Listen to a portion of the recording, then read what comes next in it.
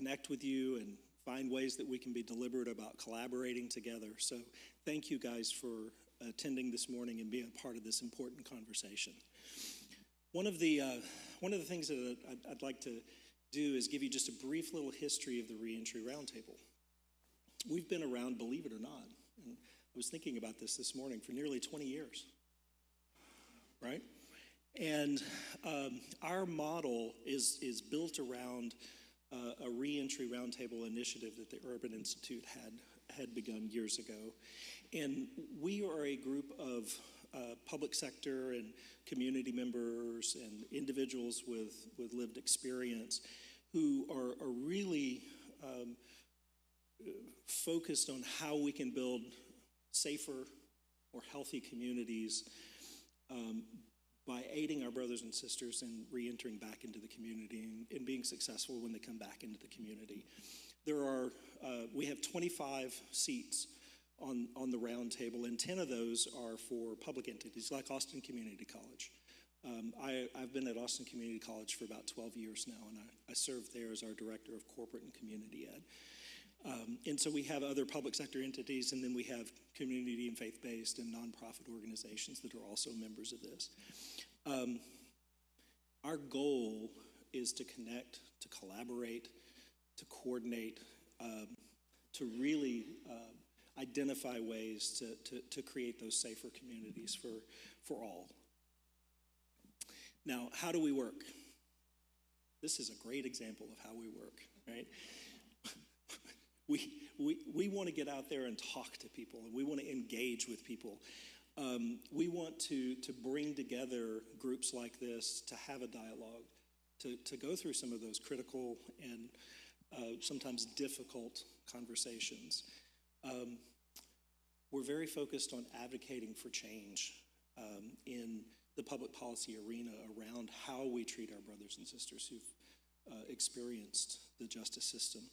And we want to find ways to really be deliberate about partnering together in order to maximize our impact. Each of us in this room are doing different things in different ways to impact this space, but together, as I said, the collective wisdom in this room and the strength in this room is unbelievable. So as we do our work, one of the most critical pieces is housing. So we want to improve access to housing, to job supports. We have our friends from Jails to Jobs over here.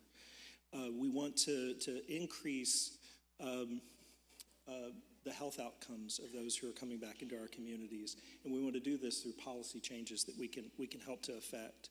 And I think this is going to be an important question for us too. Is how do we handle the stigma that people feel or perceive that is out there? How do we shift public perceptions? So, as we dive into our work today, we've got several high-level goals that I would like for you to keep in mind. We want to really dig into what impact the faith community can have on individuals who are returning to our communities. We want to look at what those in our faith community may already be doing to support those in reentry. How do we connect our efforts through our faith community and coordinate those efforts? And then ultimately, how do we all work together in order to identify the kinds of things that we can be doing going forward that would help support our reentry work? Okay, so those are our big goals for today. And with that, we do have some basic guideline agreements that we'd like for all of us to adhere to during this conversation. And I don't have to read all of these for you. You guys can see these, but I'd like to invite Mia Greer up. She's going to join us and tell us her story. So thank you guys for being here this morning.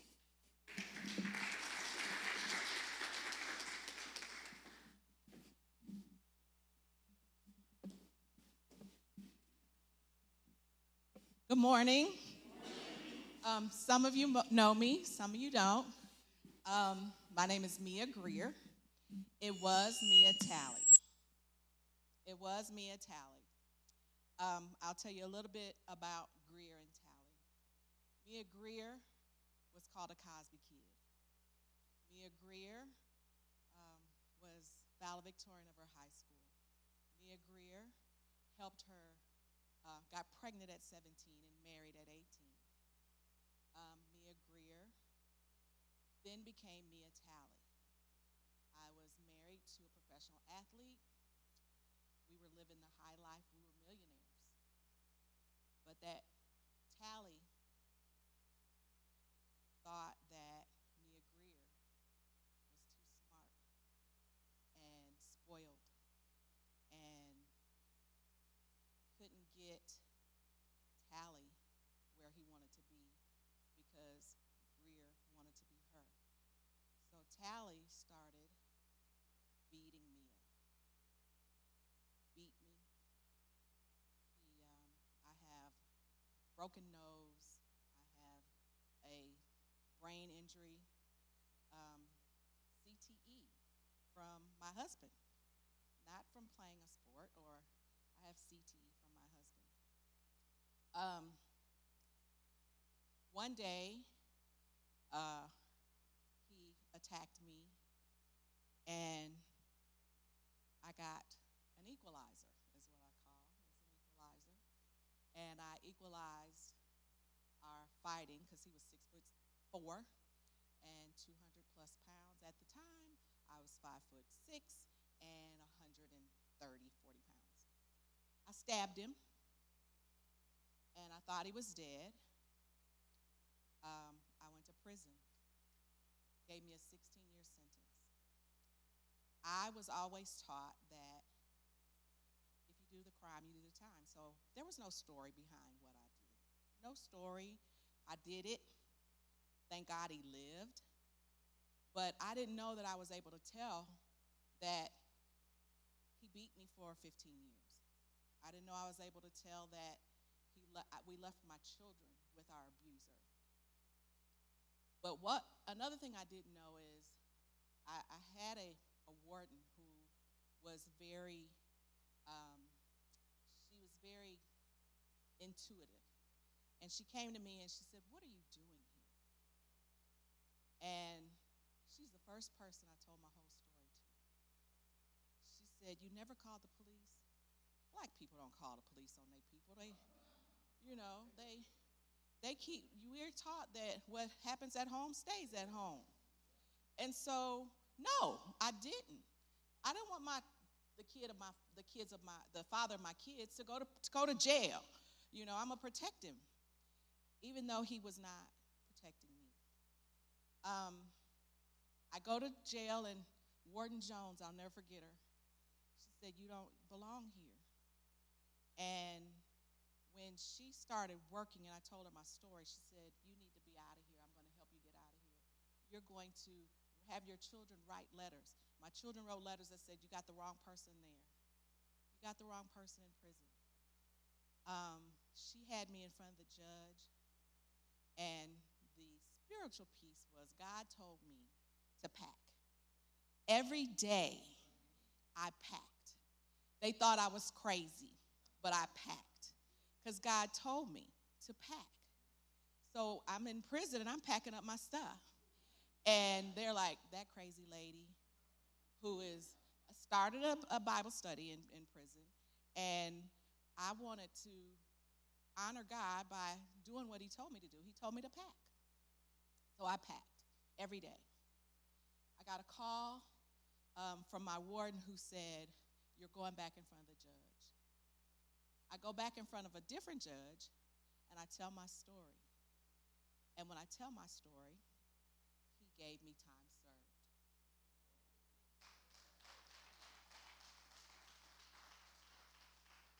So I served 2 years of the 16.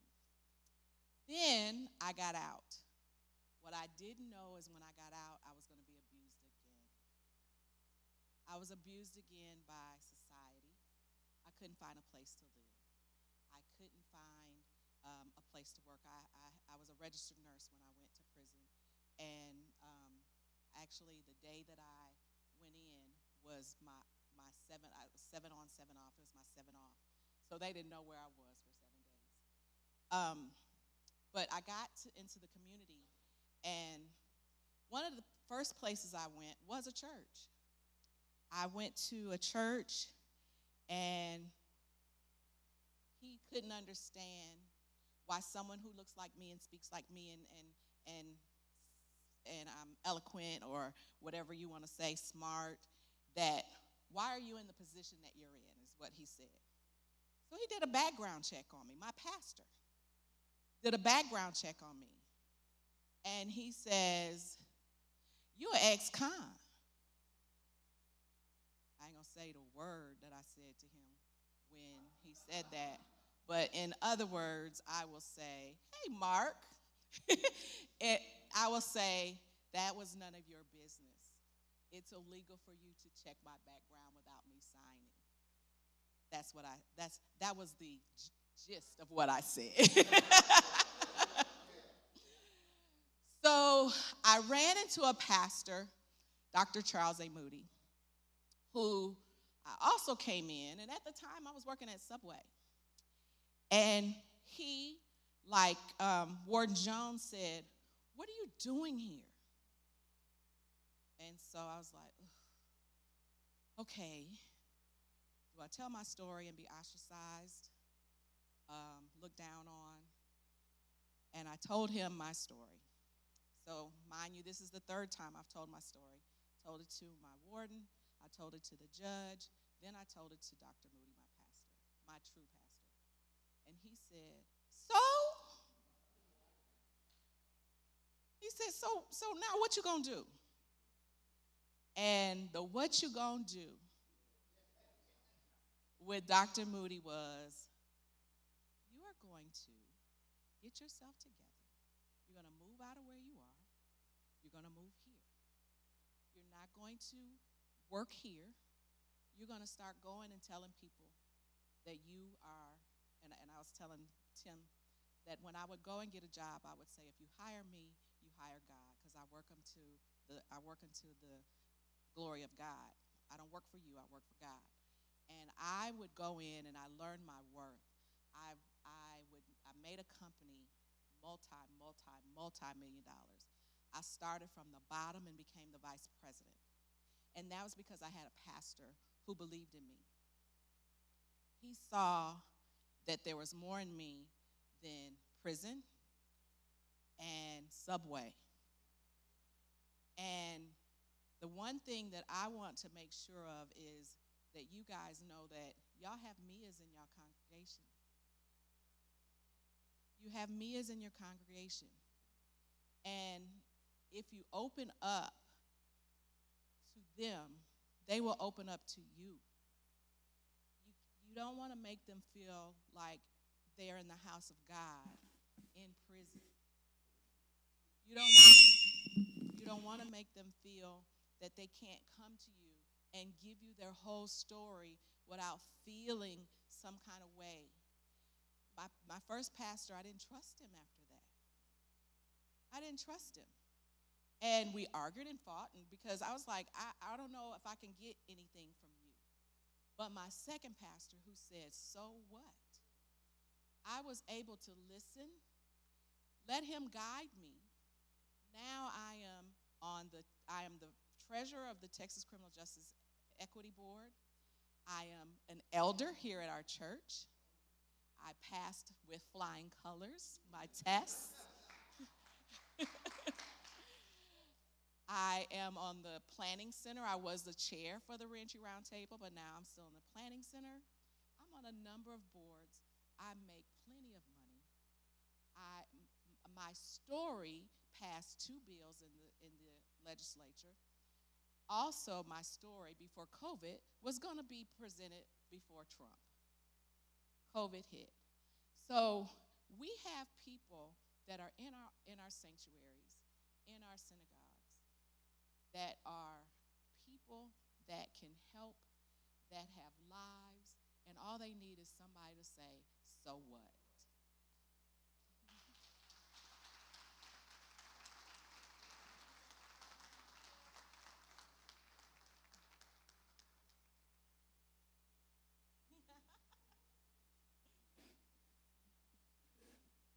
Oh man, I have to follow that. Hi, everyone. I'm Kelly Nichols. I am a consultant that helps support the Reentry Roundtable, and I'm so thrilled to see you all here today. Thank you. And thank you, Mia. Mia Greer, woman on fire. So we're going to continue of those goals that we're working on. We are going to hear about one of the things the working group that has been planning this event for several months said is there are already faith communities doing really important work around reentry in this community. I'm looking at the folks at Mount Zion who've been doing this work for a long time. We want to honor and we want to hear and we want to learn from those folks who have already been doing this work.